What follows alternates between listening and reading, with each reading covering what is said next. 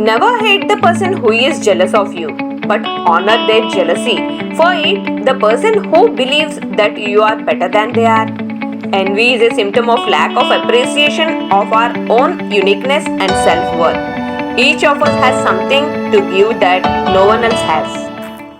वनवास के दौरान जब युधिष्ठिर और द्रौपदी क्षमा करने की महत्ता के बारे में बात कर रहे थे तो श्री कृष्ण और वेदव्यास जी वहां आए।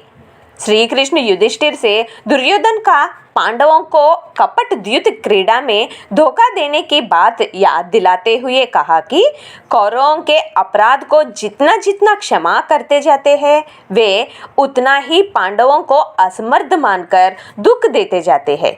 यह निश्चय है कि जगत का आधार धर्म है और धर्म से श्रेष्ठ कोई वस्तु नहीं है। फिर भी धर्म का सेवन धन से ही होता है। कोई भी भीख मांगकर भी अपना जीवन निर्वाह कर सकता है, परंतु क्षत्रिय के लिए इस वृत्ति का निषेध है। क्षत्रियों ने सिर्फ अपने पराक्रम से ही धन पाना चाहिए। शत्रुओं पर विजय प्राप्त करके प्रजा पालन करने से जो फल मिलेगा वह निंदित नहीं होगा। इस तरह श्री कृष्ण ने युधिष्ठिर को समझाया कि कौरवों से युद्ध के लिए तैयार रहना अनिवार्य है।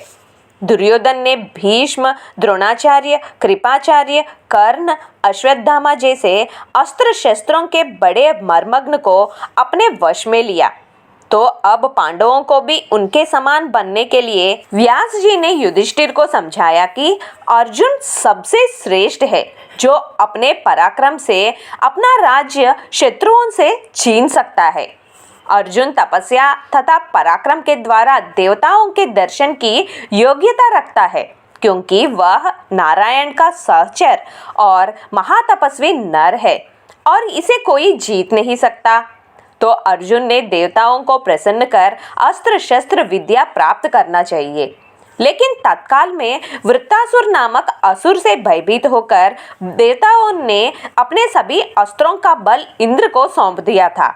इसलिए अर्जुन को इंद्र की शरण कर अस्त्र विद्या प्राप्त करना चाहिए। श्री कृष्ण और व्यास जी की सलाह के अनुसार अर्जुन इंद्रलोक के लिए निकले।